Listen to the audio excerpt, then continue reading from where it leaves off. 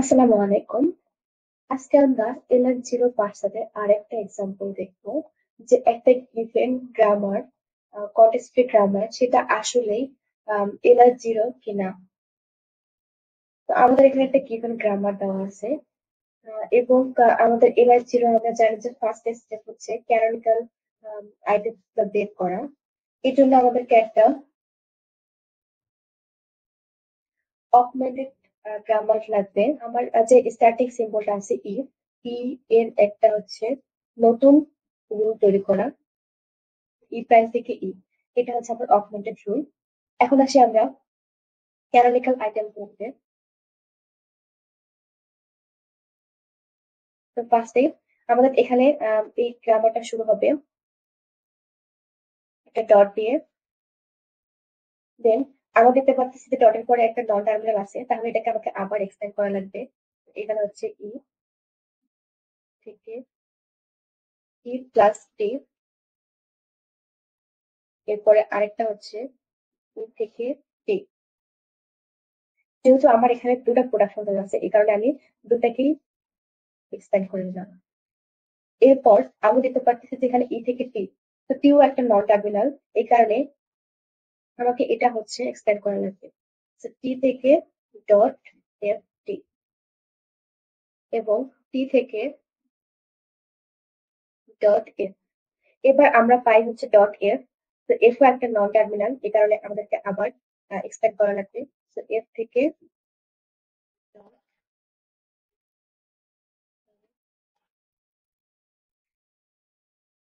Dot F, এরপর হচ্ছে F থেকে ডট এফ, এফ থেকে ডট টি। এরপর কি করব, আমি এটাকে একটা সার্কেল করবো। তো এগুলো হচ্ছে আলাদা করেও লেখা যায়, আবার এভাবেও লেখা যায় যে এফ ই থেকে ডট ই অথবা ডট টি। একাধিক যদি প্রোডাকশন রুল থাকে তাহলে আমরা এবার এভাবে অর দিয়ে লিখতে পারি। এভাবে লিখলে একটু সংক্ষিপ্ত হবে, আর এভাবে এক্সপ্যান্ড করলে একটু বড় হয়। তো আমরা হচ্ছে এভাবেও লিখতে পারি।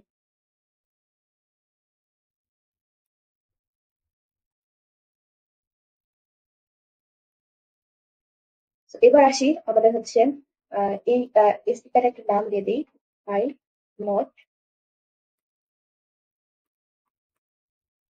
I not. এবার আসি আমাদের ফল্ট স্টেপে।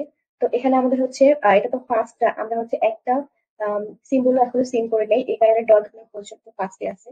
তো আমাদের নেক্সট ট্রানজিশনটা হবে ই সিম্বল থেকে দিয়ে ই প্রাইম।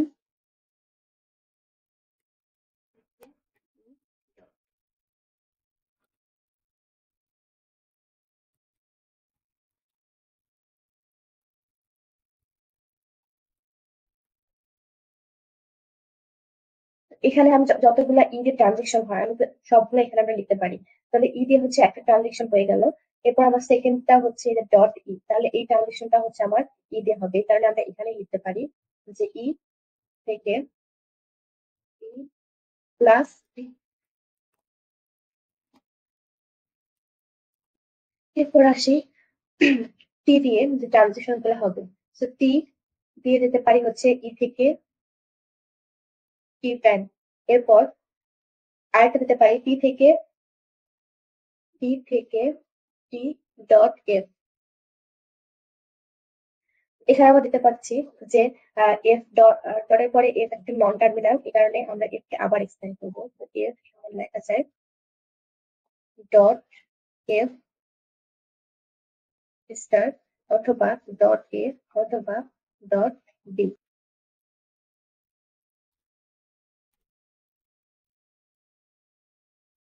এটা একটা ট্রানজিশন। এরপর আসি এফ দিয়ে। তো আমার এটা হয়ে গেছে, এটা হয়ে গেছে, এটা হয়ে গেছে, এবার এফ দিয়ে। এফ দিয়ে হচ্ছে টি থেকে এফ ডট। আরেকটা এফ দিয়ে হয়, এটাও এফ দিয়ে হয়, এফ থেকে এফ ডট স্টার। আর কোনো এফ এর নাই, এই কারণে আমরা এটা ক্লোজ করে দিলাম। দেন এ, স্মল এ এর জন্য আমরা পাই এফ থেকে এ ডট।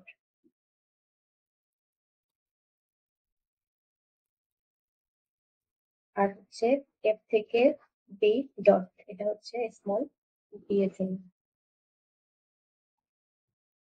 তো এখন যদি আমরা নাম্বারিং করি, তো এখানে হচ্ছে I1 হবে, এটা হচ্ছে I2 হবে, এটা হচ্ছে I3, I4, I5। এখন আমরা I1 এ দেখতে পাচ্ছি যে আমার একটা প্রোডাকশন রুলের কাজ শেষ, যেহেতু এটা লাস্টে আমার ডট চলে আসছে, কিন্তু এই সেকেন্ডটার হয়নি, এ কারণে আমাকে আবার এটাকে ট্রানজিশন করা লাগবে। তো এটা এবার হচ্ছে প্লাস দিয়ে ট্রানজিশন হবে ই থেকে ই প্লাস ডট টি। তো যেহেতু আবার ডটের পর একটা টি আছে, মানে নন টার্মিনাল, তো এটাকে আবার এক্সটেন্ড করবো টি এফ অথবা এফ। আমার হচ্ছে এটা টি এর জন্য যে রুলটা আছে, সেই রুলটা হচ্ছে এখানে হবে। তো তারপর দেখতে পাচ্ছি যে এখানে একটা ডট এফ আছে, মানে এফ কেও হচ্ছে আমার এক্সটেন্ড করা লাগবে। সো এফ স্টার অথবা ডট এফ ডট, আর এটাকে ক্লোজ করি। তারপর আসি হচ্ছে I2 তে। I2 তে হচ্ছে আমার প্রথমটা শেষ, সেকেন্ডটা হচ্ছে টি ডট এ, তার মানে এটা আমার বাকি আছে। এফ দিয়ে ট্রানজিশন হবে টি থেকে এফ টি ডট। এরপর আরেকটা এফ দিয়ে হতে পারে, কারণ এটাও তো হচ্ছে এফ ডট এফ আছে, তাহলে এখানে আমরা লিখতে পারি এফ ডট স্টার। এরপর আমার এফ থেকে ডট এ এবং ডট বি আছে, তাহলে আমি হচ্ছে এ এর জন্য, এখন যদি আমি খেয়াল করি তাহলে দেখবো যে আমার এই যে এফ থেকে ডট এ, এর জন্য অলরেডি একবার আমি I4 পেয়ে গেছি, সেম ট্রানজিশন। এই কারণে আমি এখানে I4 লিখে দিতে পারি। এরপর বি এর জন্য এখানে হচ্ছে I5।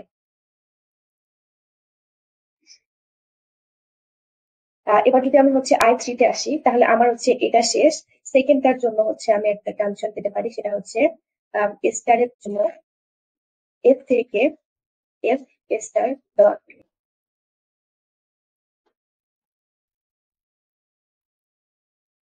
এরপর যদি আমি আসি তাহলে দেখবো যে এই জায়গাতে একটা টি এর জন্য ট্রানজিশন হবে।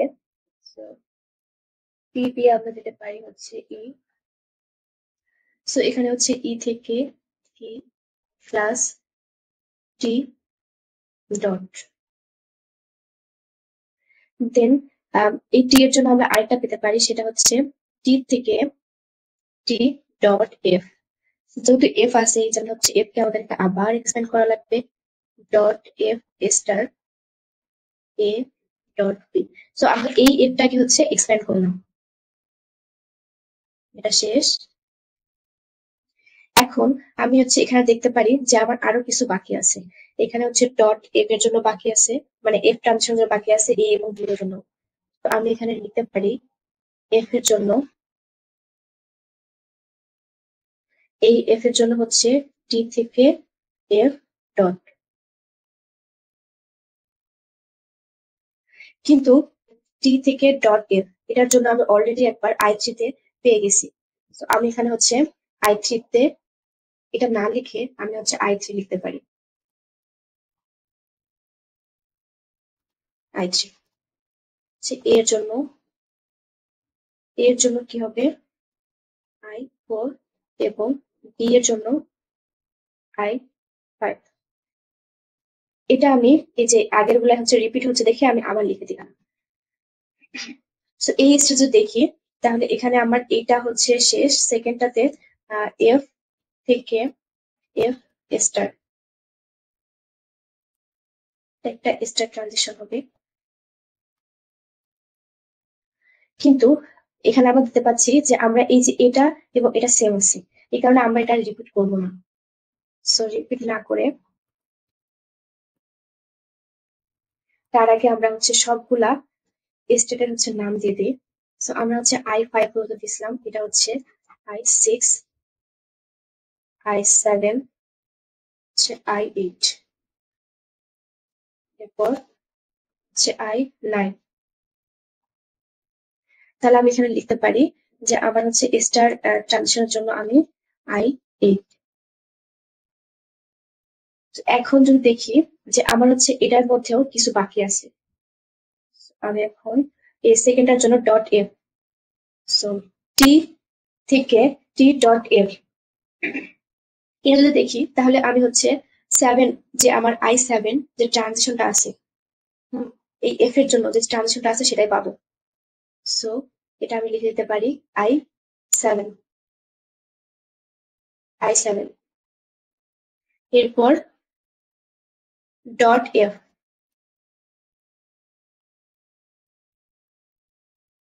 সো এটা আমার হচ্ছে i7 এর মধ্যে আছে এই যে পুরাটা, তাহলে হচ্ছে টি থেকে টি ডট এফ এবং এফ থেকে ডট এফ, এই যে এই অংশটা আছে এটা পুরোটা আমরা হচ্ছে i7 এ করে ফেলেছি।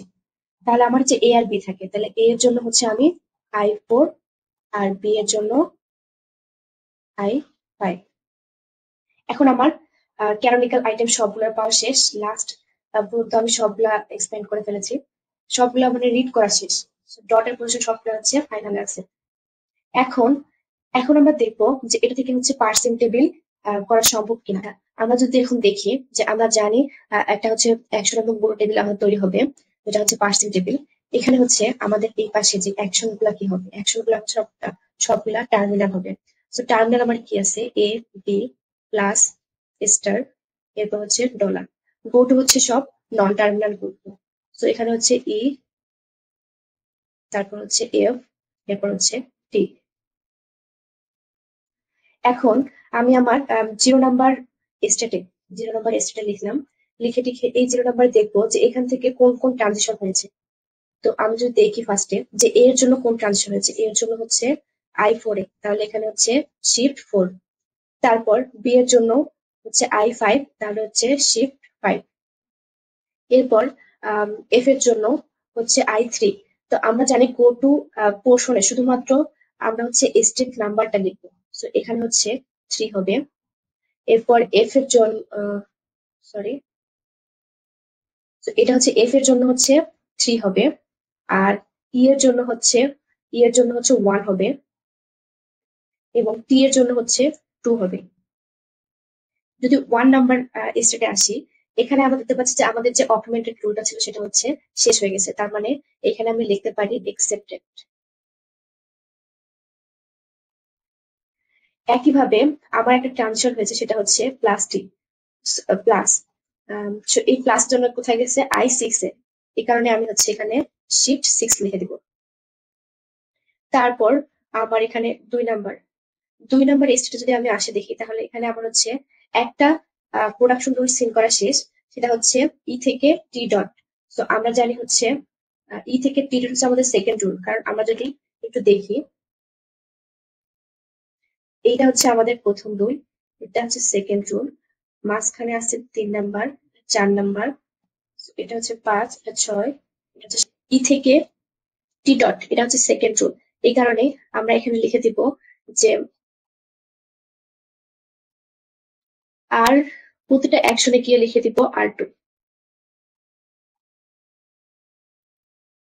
কিন্তু একই সাথে আমাদের এখানে হচ্ছে কিছু সিম্বল সিন করা বাকি আছে, যেগুলোর কারণে আমরা হচ্ছে ট্রানজিশন নতুন একটা স্টেটে পেয়েছি, সেটা হচ্ছে এফ এর জন্য হচ্ছে 7, এ এর জন্য হচ্ছে S4, এবং বি এর জন্য হচ্ছে S5। এখন যদি আমরা খেয়াল করি যে এখানে তো আরো স্টেট আছে, আমি এটা দেখাই নাই, কিন্তু আমরা যদি এই 2 নাম্বার স্টেটটা খেয়াল করি তাহলে দেখবো যে রিডাকশন রুল পাইছি এবং হচ্ছে শিফটও পাইছি। তো এখন পার্সার তো যখন আমরা পার্সেন্ট টেবিলে যাবো তখন তো সে কনফিউজ হয়ে যাবে যে এখানে হচ্ছে আমি রিডাকশন রুলটা অ্যাপ্লাই করবো নাকি শিফট অ্যাপ্লাই করবো। এই ধরনের প্রবলেমকে বলা হচ্ছে SR conflict. So SR conflict হচ্ছে শিফট রিডিউস কনফ্লিক্ট, এটা হচ্ছে শিফট রিডিউস কনফ্লিক্ট। যখন এই ধরনের কনফ্লিক্ট দেখা যায় তখন LR0 পার্সার ও হচ্ছে পার্স করতে পারে না। সো আমরা যখন এখন দেখবো কোনো পার্সিং টেবিলে এই ধরনের শিফট এবং রিডিউস কনফ্লিক্ট হয়েছে, তখন আমরা বলতে পারি যে এই গ্রামারটা হচ্ছে LR0 না। Thank you.